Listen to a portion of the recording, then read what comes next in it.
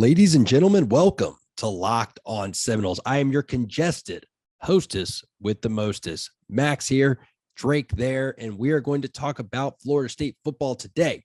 Jadarius Green-McKnight has entered the transfer portal, so we'll talk about that. What does it mean for the team in the short term? And what does it say about the transfer portal type stuff in the long term?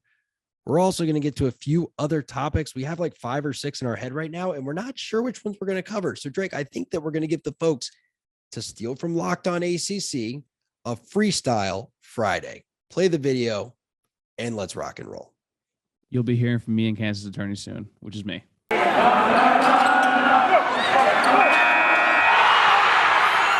You are Locked On Seminoles, your daily podcast on the Florida State Seminoles, part of the Locked On Podcast Network.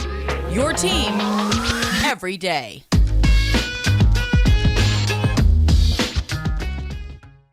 Dude, I'm so congested. And you know what's annoying? Hear that? I can breathe through my nose just fine. I can breathe through my mouth just fine. It's like deep in the recesses. I don't know what's going on, but I hope that by the time the folks are listening to this, it's gone. Enough about me, Drake. How are you, buddy? I'm good, man. I'm good. I'm all packed up and ready to go. I'm going to a wedding actually in the Atlanta area. Though I think I texted you about a month ago. I'll be there and you'll be down here. Yeah. We kind of, we didn't dot our I's and cross the T's to make the trip, but I'm actually very excited. I haven't actually been up there in a very, very long time. It's going to be a great, great wedding. Shout out to Janie. Jadarius Green-McKnight has announced he's going to transfer from Florida State University. And I think that this comes right on the heels of exit interviews. So, I mean, I don't want to say he was told he should leave, but we have been told that the scholarship count is currently full. And the only way to unfill it is to have a few folks transfer out, which will open some room for some folks to transfer in. We know that this staff knows they need to take kids in the portal. And now we're seeing a former 4-star recruit who hasn't seen much playing time at all at Florida State decide to transfer out. It's just, if it walks like a duck and it quacks like a duck, it's probably a duck, right? Like, you got to think the staff eased him out the door here. No, basically, probably the conversation is like, probably he comes in the office and like, oh, Jadarius, how's it going? How's everything going with classes and everything else? And then like, so listen, you made the transition over from safety to linebacker the past year. Now, you've talked to players who went through this process. So you have like some pretty firsthand accounts of what these off-season practice exit interviews look like. I mean, more so than most of us. Yeah, basically what the coach is going to do is like they don't do it from what's recently happening. They basically take up your entire resume and your history actually at the school and on the team from day one you set up foot on campus until probably the day before, when basically the day before the interview. So probably Jadarius was told that you made the transition over summer from safety to linebacker. I think it was very kind of you to do that because you wanted more playing time. Our depth was hurting at that position. But unfortunately, as you know, we brought in Tatum Bethune, Kendall is coming on, and we see also DJ Lundy, other players who as well kind of like going better with the depth chart overall. So like right now, it appears like right now you might not be getting as much or if at all playing time aside from special teams. So that probably is basically a nice way of saying you're never going to play here. That's probably kind of how my understanding of it is how it usually goes. Yeah, and here's the thing, man. I don't trust this staff with a ton right now, but I do trust them with player evaluations because they can't afford to be wrong. Like,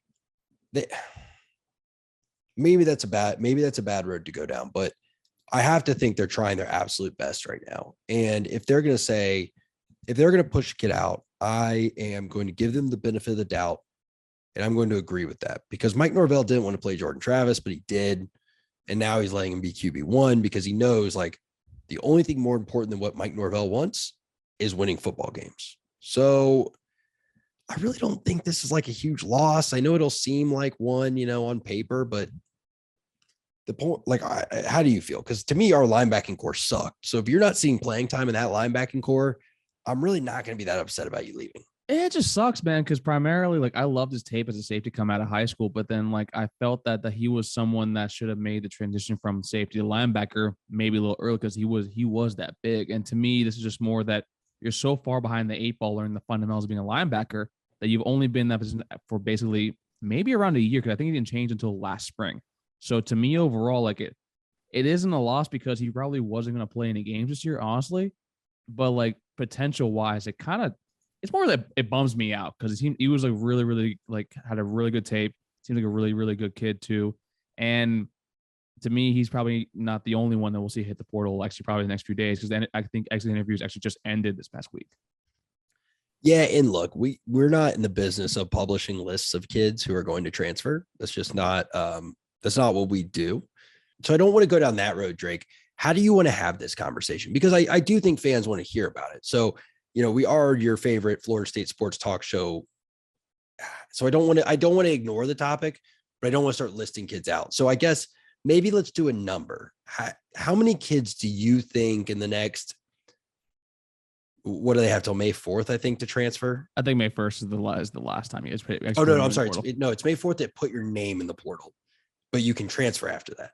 Yes. Right. Yeah. So we'll find out in the next 13 days or so, 14 days. 9 plus 4, 13 days. How many kids are going to enter the portal? But how many do you think we should expect to see? Just, you don't have to say names, just ballpark numbers.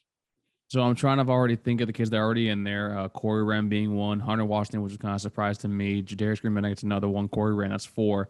You count Wren twice, I think. I think you count Wren twice there. Damn, yeah. 3. Yeah, 3. So 3. So to me, I think overall you might see 5 more. I think 5 more kids are probably going to exit the portal because we're seeing that the 2021 class, while it was the first full year of recruiting under Mike Norvell, he didn't have the full year to kind of evaluate, pick his kids out, right? Right. So overall, like the evaluation is probably going to be a lot more hit and miss, and it seems like a lot more of it's going to be the missing variety. And there's just like kids that like, folks, I don't have to name names, but if you look at the 2 deep right now, look to see who's not on there.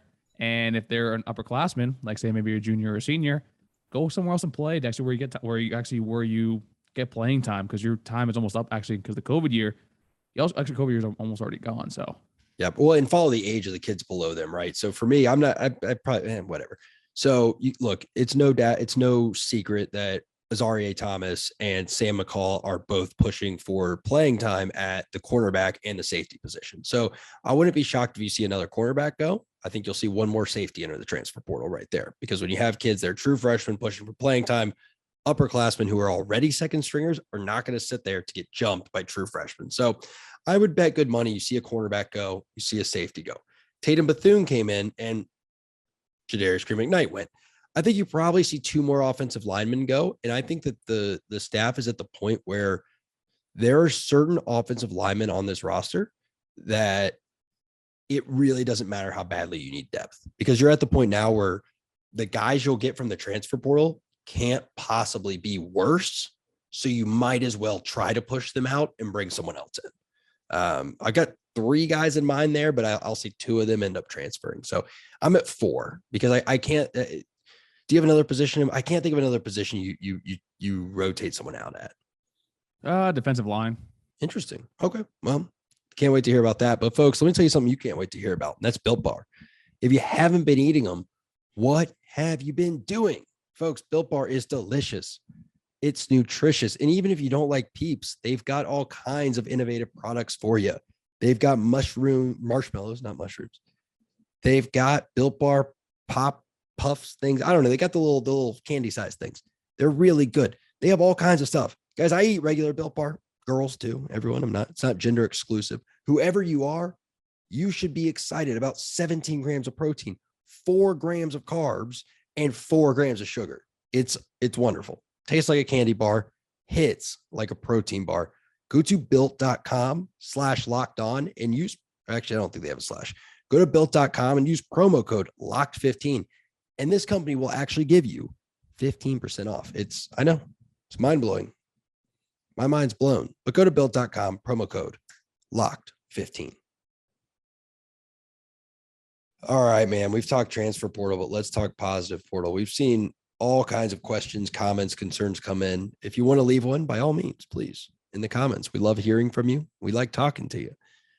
And I think people have taken what we've talked about the past few days the wrong way, because you and I work hard to contextualize things for people, to give people some perspective, to say, hey, here's where we are. But it doesn't always mean that's what we want to have happen or what we even expect to have happen. So I think we should talk about what we expect from the staff, because yesterday we talked about the hot seat situation, and you can go back and watch that episode. And essentially what we said was Mike Norvell can't really get fired this year, but he could very easily ensure he is fired the following year. However, I don't think we meant, and I know we didn't mean, that he's going to do that this year, because I was looking through it today. If y'all haven't heard it yet, Cover 3 podcast does a summer school. It's pretty interesting. Bud Elliott has all these folks on from 247 from like different programs, to talk about their summer, whatever. It's a daily thing now. And I was listening to NC State. I listened to UNC's. And I just feel like this conference is probably the weakest it's been in the past half decade, which is interesting because we probably have the best quarterback roster we've had in 2 decades. Oh, yeah. I probably honestly would say that the ACC overall has the best QBs across the board and across the country. Hands down right now. Unquestionable, in my opinion. If you look at full conference, top to bottom, the fact that Jordan Travis is, in your words, not mine, but I'll agree with you for the purposes of this segment, arguably the 6th or 7th best quarterback in your conference. I said bottom 5. What's bottom? Okay, bottom 5 is 9th. Okay, fine. Arguably bottom. I mean, let's meet in the middle here. He's arguably 7th or 8th in your conference. Stay at 9. Yeah, okay. We'll go to 7th. So 7th, but there's not another conference in the country where Jordan Travis is your 7th best quarterback. 63% completion percentage last year alone makes him like the 3rd or 4th best in most conferences, right?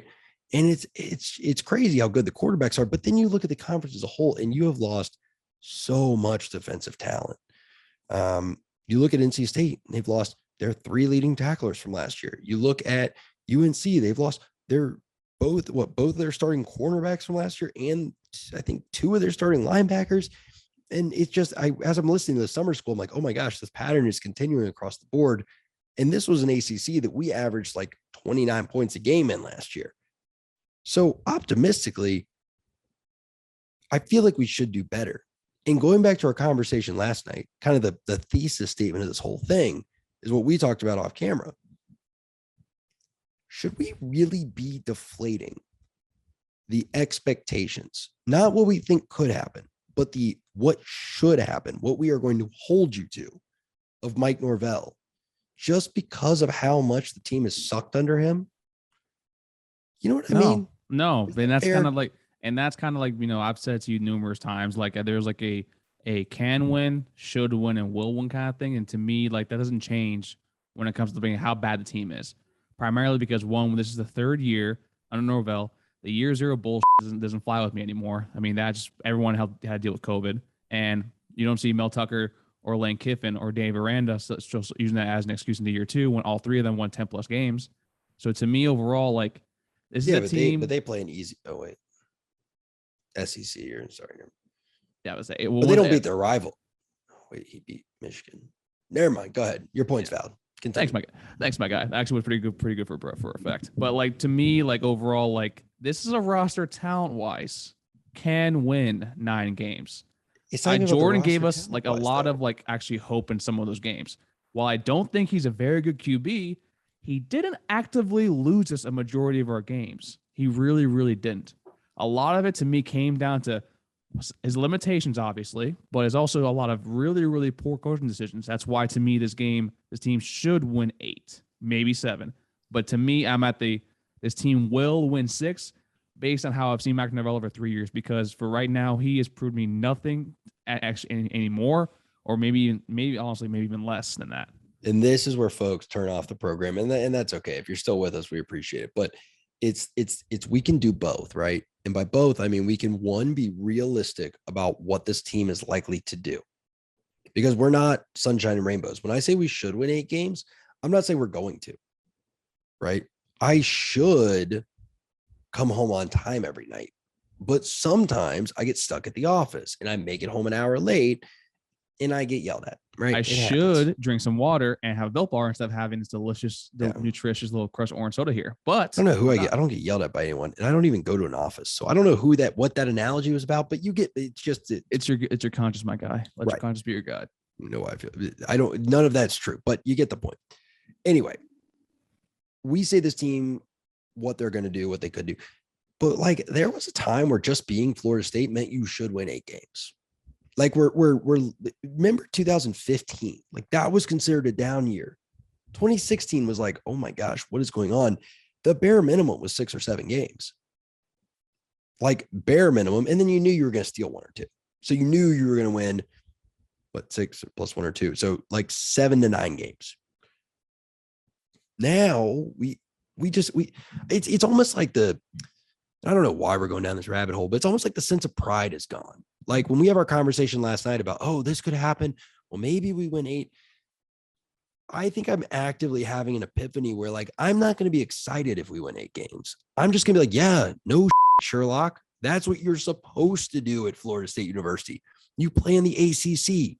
And that's where people continually say that the standard is the standard. This is a program. This is a logo. This is a brand that continuously should be competing at the very bare minimum for conference championships. And then your skyline, your ceiling is being a national champion. Now, right now, we are fully aware that the team isn't great. The staff has been underperforming and isn't great either be on the field or on the recruiting trail. So us expecting them to win 7, that's great. But I'm not going to give you a pat on the back and a great job for simply doing what we expect you to do in the current state of the circumstances. So how do we word this better, right? Because it's like our words are going to get twisted and conflated here. But what I'm trying to say, and I think what you're trying to say is this team should win 6 or 7 games next year, maybe 8. But Florida State University should not ever be happy with less than 9 wins. And I firmly believe that. It's almost like we're coddling Norvell a bit. You don't get me started on that. You know that I felt that the media and then also us on here at times too, like kind of have handled him a little bit with baby gloves. And he's been on record saying that he doesn't like that. To me, the standard never changes, but your expectations are changing from a year to year basis. So to me, this is just basically expectations can always change, but the standard forever and ever remains the same. Yeah, no, I think that's a good way to put it. And I think I fully agree with that. And I think that it's one of those things we need to keep in mind as fans and as commentators going into next year of like, y'all can sit in our comments and say, well, this happened, that happened, blah, blah, blah. But the reality is you should never, and I mean never, lose more than 4 games at Florida State University. Plain and simple. You should never, and I mean never, not be in the title content, you should never, and I mean never, not be in the competition for your conference at the start of October at Florida State University. And you should never, and I mean never, lose to teams like Wake Forest, Boston College, freaking Jacksonville State, etc., at Florida State University. And I almost listened to our conversation yesterday and I got like a little pissed off with ourselves because it's like, we get so caught up in what this team is probably going to do because we've let piss poor expectations and piss poor results temper what we think we should be for the past 5 years. And I just think that's absurd. I listened to our conversation from yesterday. I don't think we were doing that. I think it's more that you can tell that neither of us is okay right now with the state of affairs. I'm an extremely competitive person, like so are you. No one enjoys losing at all, period, especially when it's something that you really, really just overall you were just something good at. You were very, very good at this for a very, very damn long time. Not only were you good at it, you were the elite, the top of the top. So when you see something languishing, and you know their potential, nothing makes me more mad than wasted potential. I saw it all the time when I was a kid and going up to high school, seeing my former teammates. Some got drafted, out of high school. Some went to college and got drafted afterwards. But then you see some kids, you chose not to play your senior. Oh, wait. Sorry. Oh, no. Yeah. Ask Aaron Cabrera what happened. No, I tore my hamstrings trying to steal second base. It was not a good day. I tore my hamstring up here. It's this hamstring. No, it's got out of shape and old and fat. But no, but basically, like, you see what happens. Like, nothing is worse than seeing wasted potential. We see it all the time. We get angry and frustrated when we see recruits like, hey, we got a bust there. You see in the pros right now too, like with like whatever, who are the first, 10 picks in the draft are next week. Unfortunately, one of them's not going to pan out. And now you're basically, what could have been? Those are the worst things when it comes to sports, is just wasted potential overall, because the window is always so small. And when you miss the window, you don't know when the next time you actually is going to be opened up. But hey, you know what you should do if you think you know who's going to miss the window? I don't know where betonline.net. Yeah, you should head on over to betonline.net and check out those season win totals, folks. They're going to have them up before you know it. And you can go to betonline.net. They will have the odds, the props, the lines. And if you think that someone is not going to live up to expectations, hammer the under on their win total. Do you think there's someone Vegas is sleeping on? Hammer the over on their win total. Drake, I can't wait for our win total spectacular. I am salivating. I am excited for it. It's not today, but it'll be soon. So folks, head on over to betonline.net and use promo code locked on to get a 50% welcome bonus on your first deposit. betonline.net, where the game starts. So that was depressing, but hey man, let's do a fun exercise. I like to do this exercise with people, especially in business where you have two possible outcomes and you want them to pick one, but you need to make them believe it. And I would like to ask you two questions, and they're going to be complete mirrors of each other. I would like to ask you one, why does this team surprise everyone and win 9 games next year? And then I'm going to ask you, why does this team surprise everyone and only win 6? And I'd like to hear both answers. I think it comes to quarterback play. But don't answer them like together. Like just no, give me I know, but I legitimately think both goes to quarterback play. I think for to be two separate answers. I know that's not the answer you want, but if you're going to win 9 games, to me that means that whoever's playing the quarterback position, whether it be Jordan Travis or maybe AJ Duffy, they're actually probably taking control of the offense and is able to actually showcase Norvell's playbook. The one thing that we've discussed, ad nauseum since we started the show, was that we can definitely see the limitations right now with his offense because of the limitation of the passing threat and passing attack. Now, if we're able to do that, because Norvell, as much as we've languished him, his offenses in Memphis were super fun and great to watch. I mean, that's why I called it built for playmakers. Now, if you surprise everyone and you only win 6 games, that also comes out of the quarterback. Whether it be Jordan Travis doesn't take the next step, or Jordan Travis, unfortunately, as we've seen time and time again, misses some time, AJ Duffy isn't ready. And then we put Tay Romaker in. And I know people saw him in the spring game.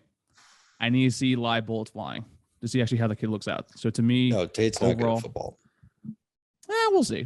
I mean, you called him Jacob Kovacic. You're one more year away from that kind of seeing if we can actually be true. But overall, to me, it comes down to quarterback play for it actually being surpassing us and actually being a good thing or possibly being a bad thing. So I don't think it's your quarterback play, although I agree that will be significant. I think that your quarterback play is pretty much set in stone. And what I mean is when Jordan's healthy, you know what you're going to get. You're going to get 200-ish yards passing. You're going to get a decent completion. Are we sure about that? You only broke that yard mark 4 times. Yeah. But when he's fully healthy for a full game, you'll get about 200 yards. I mean, what were his totals last year? The only game he probably played a full game and didn't was UNC, but he lit them up running and he was like 9 for 11. So he didn't really need to throw a lot because we were just beating them so badly. It was frankly embarrassing for them. But let's see, he had it against Florida, 202, and he missed part of that. And he had another 100 yards rushing that game. BC 251. Yeah. Miami 274. Clemson 176. UMass 123. UNC 145. Syracuse 131. Wake 107. And then Notre Dame 130. Okay, so trying to remember back. So Notre Dame, he didn't play the whole game because we just decided to put, captain. That was the last what? Only 2 series? No, we gave Milton like 2 or 3 full series. Yeah. I mean, you only get 14 in a football game. So that's a 7th of the series you give to Milton at minimum is probably more like a 6th or a 5th. That's a significant. So multiply his, what do you have? 176, you said, or 140? I forget which game was which. How many do you have against Notre Dame? He had 130. 130. Okay. So you jump that by 20%, then you're up 26. So you're at 150. Yeah. So he's kind of low there. And then you go to UNC, he ran all over him and his completion percentage was disgusting. Syracuse, he had 85 yards rushing against Syracuse, maybe more. He had 113. Jesus. Okay. So I remember most of that was I think it was a 33-yard run at the end. Well, 33. Yeah. But he's still, but that's also not sack adjusted. My man went down the backfield quite a bit. So My point is you kind of know what you're going to get at quarterback. It's just how much of it are you going to get because you're worried about his health. Where I think it really is going to matter is what does the defense look like? I think that you're going to get a 10-win team here, maybe not 10, maybe 9-win team here, if the defense really steps up, because you have guys in the secondary. Like you've got Amarion Coopers in the secondary. You've got what we're hearing about is Zaire Thomas is in the secondary. You've got potentially a healthy Renardo Green at cornerback, right? We're hearing rumblings about Akeem Dent, but you've got some dudes at safety back there. And like, you got some dudes at defensive line too. You got some depth at linebacker finally. So if that defense can really stifle folks, and again, we're talking about the ACC guys. You're not playing in the Pac-12 with like these high-flying, light-you-up offenses. I mean, you got some good quarterbacks, but you also have some piss-poor run games. And you got some offenses that just aren't complete. And I think if the defense can really take a step forward, that's how you see 9 games. I can't believe. No, go ahead. Sorry. No, go ahead. I can't believe I'm about to say this, but I think the defense is probably one of the least things I'm worried about heading into next year, primarily because we saw the consistency basically from towards the last half of the Louisville game all the way up until the end of the season. And it's one of the few consistent things that we have. And also there's more of a proof of concept with the defense actually working overall. And now you have both Shannon and Fuller kind of working together. Maybe that kind of, it pulls a little bit off Fuller's plate. He focuses more on the safety play where we have Jamie and Akeem Dent, who both can be probably all conference safety tandem together. So to me overall, like we've seen the defense actually be good. We haven't seen this offense be consistently good for a long period of time over several games at all since Norvell's been here. Yeah, but we've seen the decent defense be consistent, but I'm saying if they take the step forward is when you start to talk in that like 9-10 game realm. Like, I think that's really, I mean, I'm talking like next level, not. Oh, no, I get what you're saying. 15. But like, to me, the defense already is good enough to keep you in the game. Just now you need to be able to actually score the points or score the extra 3 to 4 points to actually allow you to win that game. That's kind of where because I need to see the offense take that step forward. I agree that it would be nice if the offense did. I just don't think the offense is capable of taking a massive step forward because I think you're losing Ja'Shawn Corbin and you're going to make up with him a bit with Trey Benson and you have Trayshawn Ward, but you're not getting a net gain at running back. You're at best getting a net neutral. We've seen the new receivers now. And while I'm excited about their potential, I don't think they're going to be huge time game changers from day one. So I think for me, I'm saying realistically, if this team were to win 9 games next year, it's going to have to be the defense that makes the big step because they're the ones that are capable of doing it. I think the offense is capable of making a step forward, but not a huge one. It's just going to be a matter of does Jordan stay healthier and does he give you, 2,700 yards instead of 1,700? And that also will help. Not saying it won't, but I think if we're talking, 2,500 instead of 1,500. I'm saying if he gives you an extra 1,000 yards, that will help. But if you see a huge swing from 5 games up to 9, it's going to be the defense really took that big step forward and went from bend but don't break to shutting people down behind their 50. And let's not forget, Drake, that the only reason we didn't beat Florida, now there's a lot of reasons we didn't beat Florida, but when the game was on the line and it was 3rd and 27, this defense let them get a first down and eventually score a touchdown. So there is room for improvement. And there are games that this defense explicitly lost us. Don't let Notre Dame score a touchdown in overtime.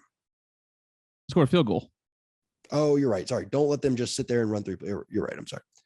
And also, don't let Jacksonville State score a touchdown when they're in Hail Mary formation. Well, don't call anything else besides prevent defense. But if you look at the games that we lost to Florida by 3. We lost to Clemson by 10. We lost to Wake. I'm not even the Wake game. That was just absurd. Well, Jacksonville State. The only thing that kept the same 17. Clemson. Yeah, I'm about to say, but like, if you look at the scores for Jacksonville State, for Clemson, and Florida, we lost by a total of looks like I think 16 points over those 3 games by an average of about 8 points per each one of those games. So to me, if the offense scores even 1 touchdown, you win 2 more of those games and go 7-5.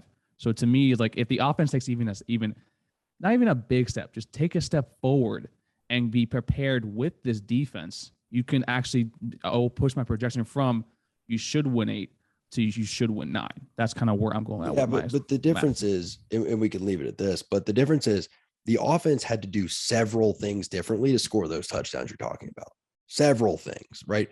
The defense had to stop 1 3rd and 27 and 1 long freaking Hail Mary from Jacksonville State, and you automatically win 2 more games. So when I look at where am I going to get the most efficiency, the most bang for my buck, it's the defense really taking a step forward. So I think if we win 9 games next year, if we're sitting here right now, we're 9 and whatever. Let's say we win 10 of the bowl game just to make it sound good. We're 10-3. We're going to say, man, that defense was something. I don't think we're going to be sitting here talking about a 10-3 team because of this massive jump forward with the offense. I think the offense will take a step forward. But if we make a massive jump in wins and losses, it's going to be defense related. All I'm saying is if you are able on offense to change from going from 3rd and 8s to 3rd and 4s and 3rd and 3s, which was a majority, like a language thing that you and Dave have harped on for like not only last year, but the year before, then that's probably enough to give us a bigger step with the offense to be on the field a lot more and also help the defense out and reach your goal of being better because they're not actually on the field as much and getting gassed out. I agree with you, but I'm not setting goals. I'm saying what's going to be the cause of it. And I don't think this offense is capable of getting 3rd and 6s instead of 3rd and 9s because nothing has changed fundamentally on the offense. It's the same offensive line. They don't look much better. Watch them in the spring. It's the same dudes. It's the same running back. That's what I'm saying. That's why you asked me the top of the question. That's why that's the top of the question. What will make you win 9 games? Better quarterback play. And part of that, it goes to that. So it was a misunderstanding of the question. It's not what could propel you to 9 games. It's if we win 9, why was it? Like and to me, it'd be going to the root of the quarterback play. Has it improved? Or if we don't win those games, has it languished to the point that basically there is no offense that we have once again? Because consistently, the offense hasn't been good at all since Norvell's been here, or consistently been consistent at all. That's my point. Yeah, no, and look, there's a number of ways we could improve. There's a number of ways that we could. Oh, we can point special teams too. But I do think this is going to be a better football team, and I am excited to see what they do, and I want to look at like, this realistically of this is the standard, but also what could they do, and I think that we're going to be doing that all offseason. So Drake, thanks for riding with me tonight, man. It is always a wonderful time here. That was Drake. I'm Max, and this was Locked On Seminoles. Take care, everybody. Have a good weekend. Or don't let him tell you what to do.